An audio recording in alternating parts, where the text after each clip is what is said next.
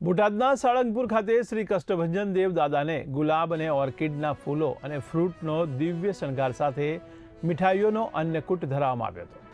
શ્રી સ્વામિનારાયણ મંદિર વડતાલ સંચાલિત વિશ્વ પ્રસિદ્ધ યાત્રાધામ સાળંગપુર ધામ ખાતે આજે શનિવારના પવિત્ર દિવસે પરમ પૂજ્ય શાસ્ત્રી સ્વામી હરિપ્રકાશદાસજીની પ્રેરણાથી અને કોઠારી શ્રી વિવેક સાગરદાસજી સ્વામીના માર્ગદર્શન હેઠળ કષ્ટભંજન દેવ દાદાને ખાસ વૃંદાવનમાં તૈયાર થયેલા એમ્બ્રોઇડરી વર્કવાળા ફૂલોની ડિઝાઇનના અત્યંત સુંદર અને આકર્ષક વાઘા ધરાવવામાં આવ્યા હતા। દાદાના સિંહાસનને પણ ગુલાબ અને ઓર્કિડના મિશ્ર ફૂલોથી કલાત્મક રીતે સજાવવામાં આવ્યું હતું, જે ભક્તો માટે આકર્ષણનું કેન્દ્ર બન્યું હતું। મંગળા આરતી સવારે 5:30 કલાકે પૂજારી સ્વામી દ્વારા કરવામાં આવી હતી, ત્યારે શણગાર આરતી સવારે 7 વાગે કોઠારી સ્વામી દ્વારા કરાઈ હતી। શ્રી કષ્ટભંજન દેવ દાદાને વિવિધ પ્રકારની સુખડી અને મીઠાઈઓનો ભવ્ય અન્નકૂટ પણ ધરાવવામાં આવ્યો હતો।